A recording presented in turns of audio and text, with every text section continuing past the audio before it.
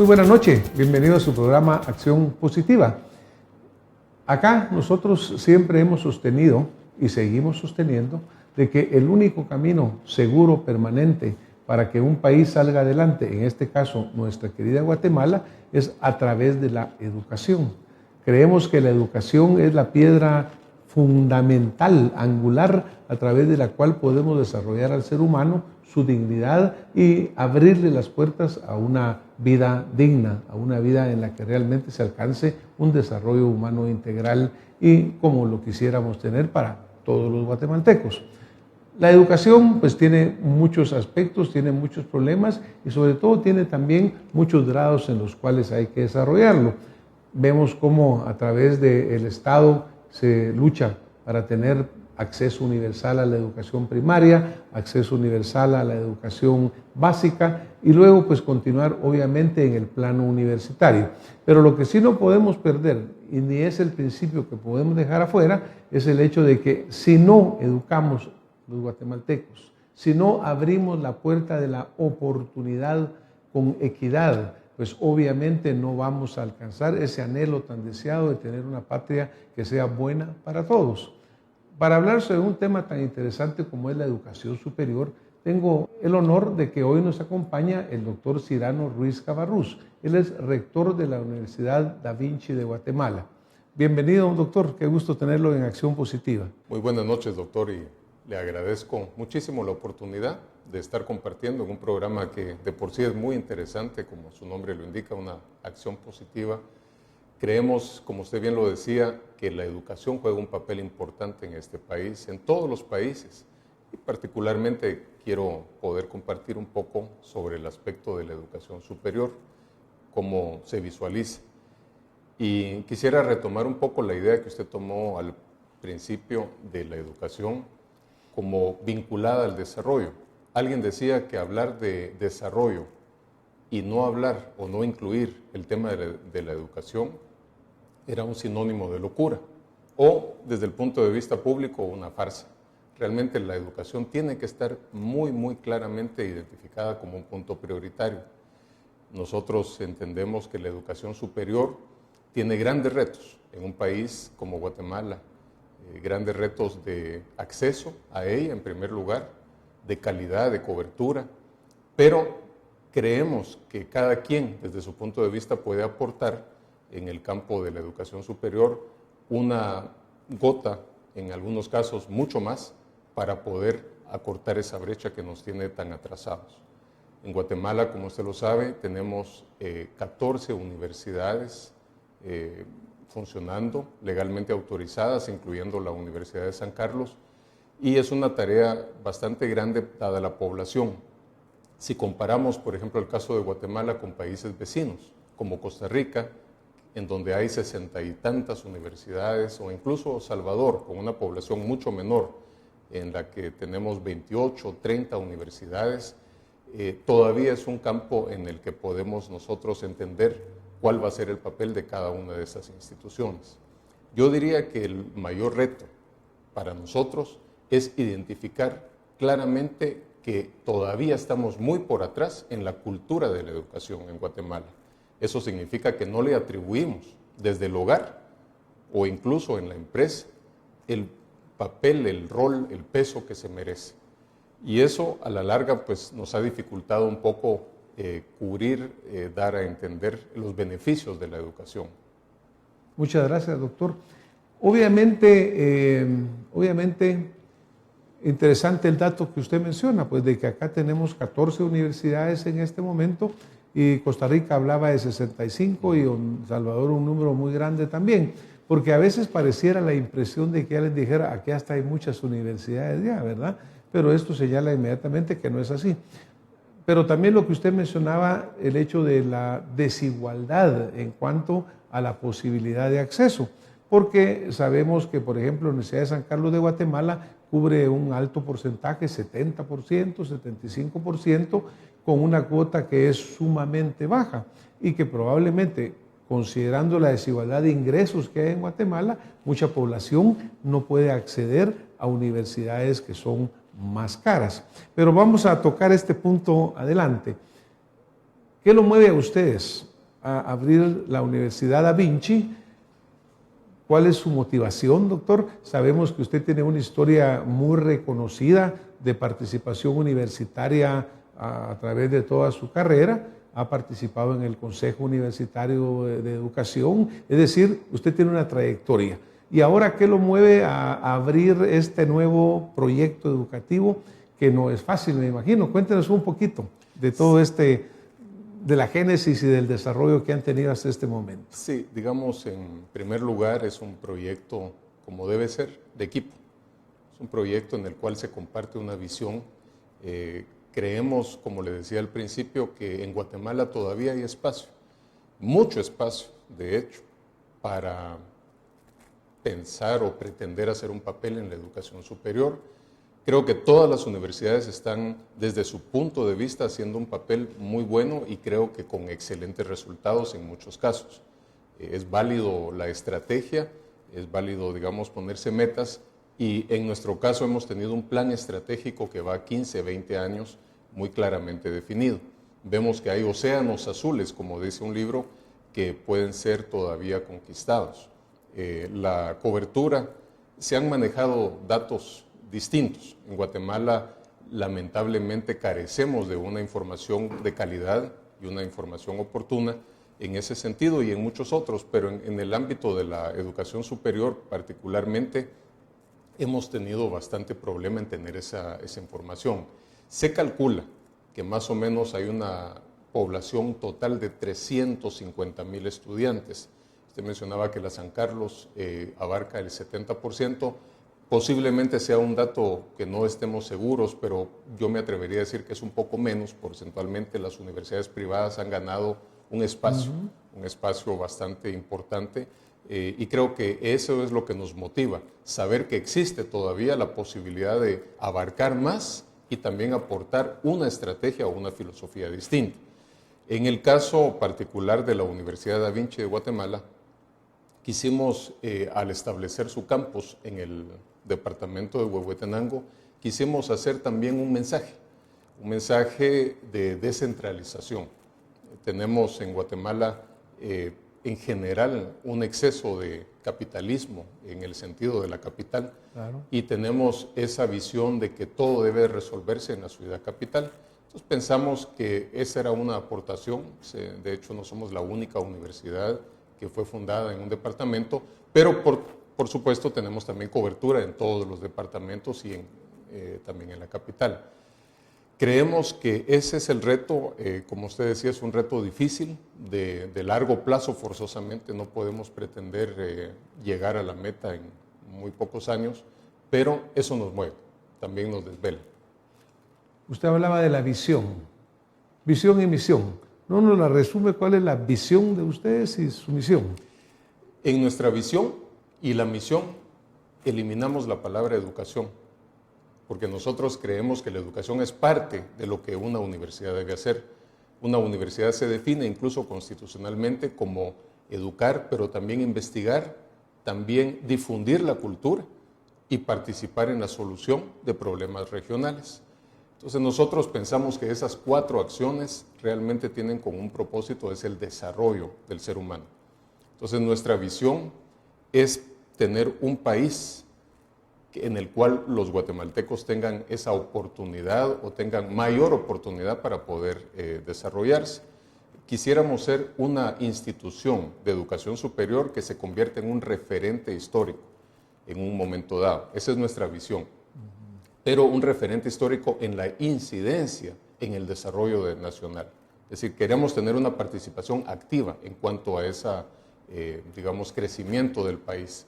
Luego, la misión, nosotros queremos proporcionar educación de una buena calidad, pero también en una modalidad que sea accesible a más guatemaltecos. De hecho, nuestra misión incluye a todos los guatemaltecos. Por ejemplo, tradicionalmente, ¿no?, las familias guatemaltecas hacen hasta lo imposible por educar a sus hijos. Y sabemos de los padres guatemaltecos, las madres guatemaltecas, como se dice aquí, se sacrifican porque sus hijos tengan acceso a educación. También la educación obviamente ha venido cambiando, porque antes el diploma que se colgaba era el del ingeniero, el del doctor. ¿Cómo han visualizado ustedes dentro de esta creatividad? ¿Hacia dónde enfocar ustedes su enseñanza? ¿Seguir con las carreras tradicionales? ¿Introducirse en los nuevos campos? ¿O bien, qué ven ustedes como el área en el cual van a enfocar sus mayores esfuerzos o la tendencia, digamos? Mire, hay que entender bien el mercado y la sociedad. Nosotros sabemos a dónde vamos a ir como nación o quisiéramos ayudar a eso, pero muchas veces se debe de tener un poco de paciencia. Es un proceso de cultura. Mucha gente tiene un lugar, hablábamos en la sala, en alguna parte especial de su hogar, y una pared vacía con aquella ilusión de colgar algún día un título universitario. Y desde pequeño se le dice al joven, le dice, mira, mi hijo, aquí en esta parte va a estar tu título y primeramente Dios va a estar a la par del de tu papá o quizás va a ser el primero, pero es un mercado que le llamamos de nostalgia. Eso es parte de la cultura. Quizás en esa gente solo tengan la conciencia de que estudiar es importante, aunque no sepan muy bien por qué. Bueno, es una fuerza que hay que aprovechar. Es una inercia social. Luego viene una educación cultural un poco más grande o más profunda. ¿Qué carrera es la que realmente le va a permitir a una persona tener un mejor nivel de vida? Pero al principio en la sociedad, como estamos dialogando con sociedades que necesita también entender el proceso, asimilarlo y convencerse de ese valor que tiene la educación, no solamente en la parte nostálgica. Alguna gente nos pregunta cuál es la competencia que tenemos. Y a mí me ha gustado resumirlo quizás en una manera un poco folclórica, diciendo que una de las grandes competencias que tenemos es el coyote, porque es la persona que enamora al joven. Por ejemplo, hay un departamento muy famoso en Huehuetenango donde todas las personas a partir de cierta edad se les inculca que a partir de los 16 años ellos tienen que irse al norte. Y con eso implica una suma fuerte de dinero que tienen que dar para pasar, lamentablemente en forma ilegal. Pero esa competencia, que ya está muy bien asimilada culturalmente en ese municipio, es con la que tenemos que luchar. Demostrarles que en un lapso de 10 o 15 años, tomando en cuenta toda la inversión de un lado con el coyote y del otro lado con la universidad, van a tener un mejor retorno de su inversión. Y ese es un gran reto que tenemos, porque no se hace de la noche a la mañana, es un proceso paulatino. Muchas veces toca educar no solamente al joven o al profesional, sino a todo el entorno, incluyendo también las empresas, ¿por qué no decirlo? Claro, porque lo que sucede muchas veces, doctor, es de que jóvenes graduados de diferentes carreras profesionales resulta que no tienen trabajos. Yo le hacía la observación anterior porque pues estamos acostumbrados a que el cartón, ya no se dice, tu cartón es un cartón de doctor, de ingeniero, pero por ejemplo ahora hay un gran requerimiento de carreras técnicas que son más cortas, pero que pueden ser igualmente productivas e igualmente satisfactorias, digamos. En el área, porque este muchacho que toma la decisión de irse bajo de agua, irse mojado, allá es porque quiere ganar dinero inmediatamente. ¿Y qué pasará con aquel profesional que sale y no encuentra dónde trabajar o encuentra un desarrollo tardío? Pero las carreras técnicas abren también una gran cantidad de posibilidades. ¿Cómo están ustedes en las carreras a nivel técnico, digamos, que llevan tal vez la mitad del tiempo que lleva una carrera profesional, pero que en cuanto a oportunidad pueden ser muy buenas? ¿Cómo están enfocando su área técnica? Huehuetenango es un departamento que tiene características de agricultura fuertes, de caficultura muy fuerte, que podrían beneficiarse mucho con técnicos en esas áreas o que pudieran apoyar mucho. ¿Cómo está su área técnica, doctor? Así es, y esa es la parte clave, el área técnica donde precisamente, como decía antes, el retorno de la inversión se mira de una manera mucho más clara e inmediata. Una carrera técnica, para que la persona que tal vez nos está escuchando entienda, se le llama a aquellas carreras que tienen duración de 2 años típicamente, en lugar de las 4, 5 o incluso 6, que son las carreras tradicionales. Esas carreras se les da un valor agregado inmediato, se les da menos cultura general, pero unas competencias que requiere un entorno ya sea laboral o incluso empresarial. En Huehuetenango, como en muchos departamentos de Guatemala, tenemos vocaciones, por ejemplo, de turismo, también de café, como usted mencionaba, de ganadería. Entonces, existen técnicos. Nosotros estamos en pláticas con asociaciones, con gremios, en que vamos a diseñar conjuntamente carreras técnicas en esas áreas distintas para poderlas implementar. El problema, como repito, es un problema cultural, porque muchas personas entienden la universidad como algo distinto. Las carreras técnicas todavía cuesta un poco más venderlas, pero a la larga son más productivas para las personas que lo tienen. Necesariamente tenemos que hacer una alianza. Ahí tiene que converger la iniciativa privada, muchas veces el gobierno en algunas áreas, y eso es tal vez de lo más difícil. Es un poco triste cuando el mensaje no es fácilmente vendible. Es decir, cuando la gente insiste en las carreras tradicionales, que por supuesto hay que servir para dar y crear una masa crítica, una marca, pero a la par tener en la agenda muy claramente identificado esas carreras técnicas. Sí, porque definitivamente yo creo que, así como usted mencionaba, que hay que responder a las demandas de un país, toda la gente que se va pues, para el norte o qué sé yo, allá no van a hacer trabajos profesionales, sino que muchos de ellos van a hacer a capacitarse, solo que en el campo, en trabajos técnicos de diferentes tipos, ¿no? Pues qué bueno sería que el sueño americano pudieran hacerlo en su país, con su familia, evitando la desintegración familiar, porque eso es lo que ha venido sucediendo muchísimo, ¿verdad? Que mucho guatemalteco o guatemalteca tiene que irse y encontramos lugares en los cuales solo hay o ancianos o niños porque falta la unidad familiar. Yo creo que ese es un reto muy grande que ustedes, pues obviamente las universidades y todo el sistema educativo tiene que ver cómo apoyar. Usted hablaba de alianzas estratégicas con empresas, de alianzas eventualmente con gobierno en cuanto a programas de desarrollo, en el extranjero también. Pero, por ejemplo, una de las grandes limitantes para mucho guatemalteco es el costo. Por eso es que la Universidad de San Carlos, por ejemplo, cobra creo que como 60 a 100 quetzales al año en una colegiatura, que es accesible a muchos. ¿Qué pasa en el caso de aquellas personas que quieren estudiar, por ejemplo, en la Universidad Da Vinci? ¿Hay planes de apoyo? ¿Hay formas en las cuales tengan becas? ¿Cómo se hace para acceder a eso? Sí, digamos, ese es un tema central.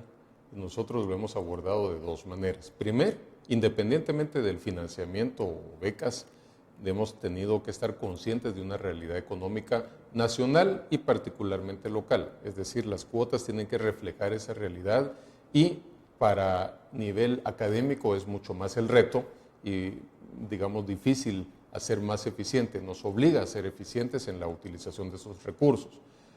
Segundo, en la parte de financiamiento, por supuesto que existen donaciones, existen fuentes externas a las cuales se puede apelar, pero creemos mucho en la parte individual, la parte que la persona puede, digamos, hacerse de un crédito. Nosotros tenemos una alianza con una institución bancaria muy grande y que se ha enfocado completamente a la banca de desarrollo.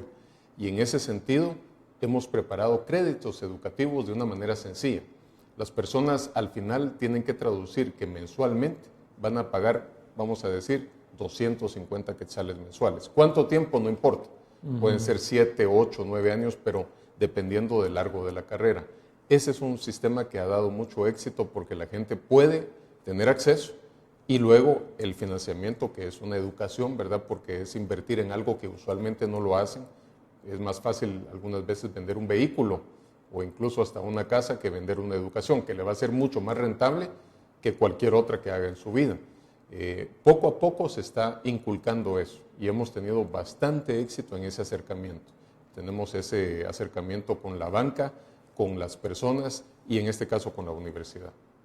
¿Cuál diría usted que son los principales retos que ustedes están afrontando allá? Usted pues en la rectoría tiene un consejo académico, imagino, están empezando porque tienen, ¿cuánto? ¿Un año me decía de estar?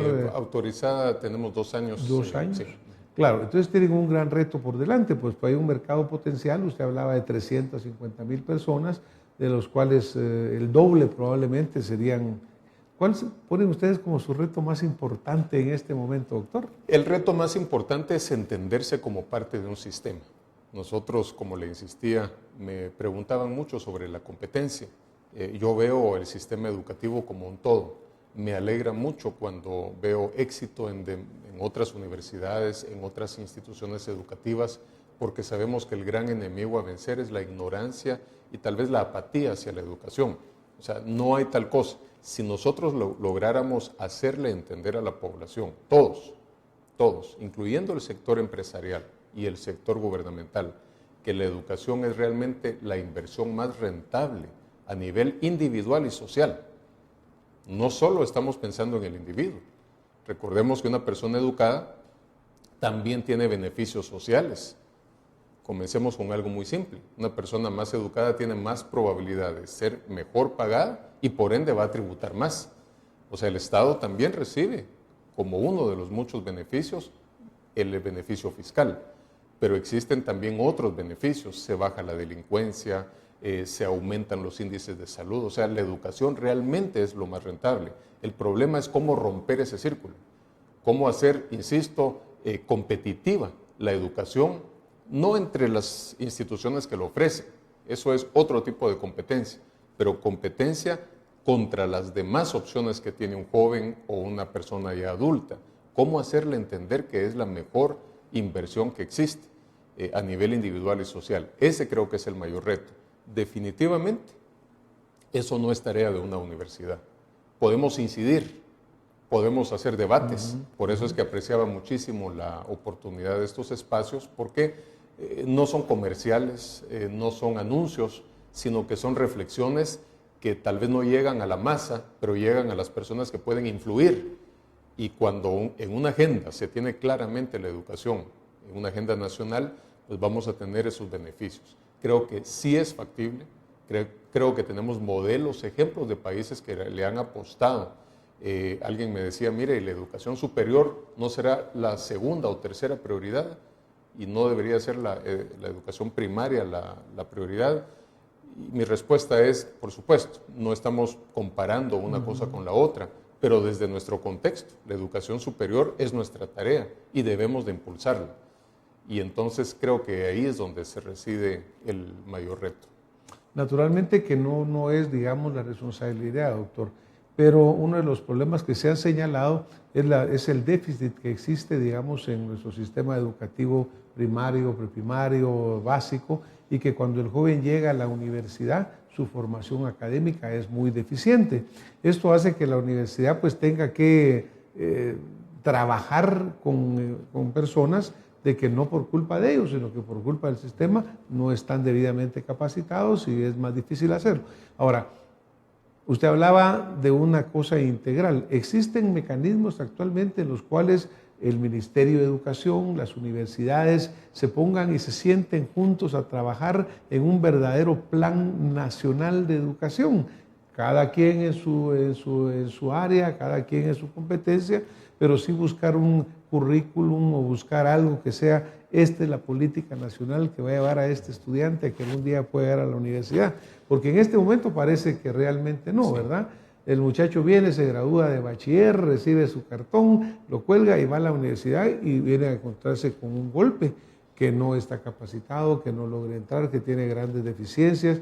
Vemos constantemente que tanto maestros como estudiantes muy por debajo de los niveles de habilidad matemática, verbal. ¿Existen iniciativas para poder sentarse, dialogar y llegar a un acuerdo nacional de educación, digamos? Y le puedo hablar de mi experiencia y del conocimiento que tengo. Me atrevería a decir que no he identificado un sistema nacional en ese sentido. Esfuerzos sí hay, individuales, tal vez sectoriales. Por ejemplo, se habla de las universidades que guardan un diálogo permanente, incluso facultades de algunas áreas. Por supuesto, el sistema de educación primaria y secundaria está regido por el Ministerio de Educación, pero creo que un espacio común no existe. Yo me pregunto si tal vez, digamos, la forma de implementarlo pudiera ser algo oficial. Tengo mis reservas. Creo que lo que vamos haciendo es la comunicación y la información sobre todo, que de eso carecemos. Nosotros tenemos indicadores, por ejemplo, en otros países muy claros y entonces sabemos hacia dónde va el sistema. Por ejemplo, esos indicadores que hablan de los grados de absorción, significa cuántos alumnos de un nivel pasan al siguiente nivel. Eso no los tenemos acá claramente identificado, coberturas incluso tan sencillas. Entonces yo creo que no tenemos esa situación, pero es un área de oportunidad para el país. Creo que debemos de pensar seriamente, tal vez no en formalizarlo, pero sí en estar en diálogos y en comunicación permanente y poniendo información que se genere a la vista de todos. Hoy con las tecnologías de información es posible. Creo que usted tocó un tema antes de esta última reflexión que me gustaría hablar, es el tema de la equidad, porque implícitamente la educación y la tecnología se ha demostrado y ha sido claramente expuesto que pueden ser motivos de ampliar una brecha social y económica o puede ser un factor para reducirla. Ese es el reto. La educación, en palabras sencillas, tradicionalmente está a la disposición de las personas que ya la pueden pagar y que no tanto tienen necesidad de ella. Entonces, ¿cómo llevarla y cómo ampliar esa cobertura sin bajar la calidad? Ese es el reto que tenemos por delante. Creo que la única manera que hemos visto de reconciliar eso es la siguiente. Tenemos la meta hacia dónde queremos llevar claramente a una persona, no comprometer esa meta, pero estar conscientes que el punto de inicio quizás no es el que queremos. Nosotros quisiéramos tener en primer año de carreras de licenciatura estudiantes mejor preparados. Y muchas veces son estudiantes talentosos, pero que por alguna razón del sistema en su globalidad tenemos esa situación y tenemos dos formas de lidiar con ello, es rechazar o apoyarlos a alcanzar esa meta. Pues muchas gracias, doctor. Yo le iba a pedir una reflexión final, pero lo que usted acaba de hacer es excelente, ¿no? Porque yo creo que eso es verdaderamente el reto que como nación tenemos que enfrentar, ¿no? Nosotros queremos verdaderamente felicitarlos a usted, a las personas que están apoyando el proyecto de la Universidad Da Vinci. Yo creo que definitivamente, como decíamos al principio, es el único camino. Y pues obviamente tener una visión de nación en la cual seamos equitativos, seamos justos, abramos la oportunidad para que cada guatemalteco pueda educarse y tener esos resultados o ese rendimiento de la inversión, por así llamarla, en educación, que verdaderamente pues se convierta en dignidad y felicidad. Doctor, muchísimas gracias por haber estado esta noche aquí con nosotros. Estaremos siempre abiertos en esta ventana para cuando ustedes quieran contarnos de cómo va desarrollándose el proyecto, no solamente en la universidad, sino que su visión para este país. Muchas gracias, doctor. A usted, doctor, gracias. Y a ustedes que nos han estado viendo y escuchando, muchísimas gracias. Les deseamos muy buena noche y mantengamos esa reflexión en mente. Nosotros somos los dueños de este país. Nosotros somos también los que sufrimos los buenos y los malos, los altos y los bajos. La educación es nuestro camino más adecuado para salir adelante. Buenas noches y hasta la próxima semana con más acción positiva.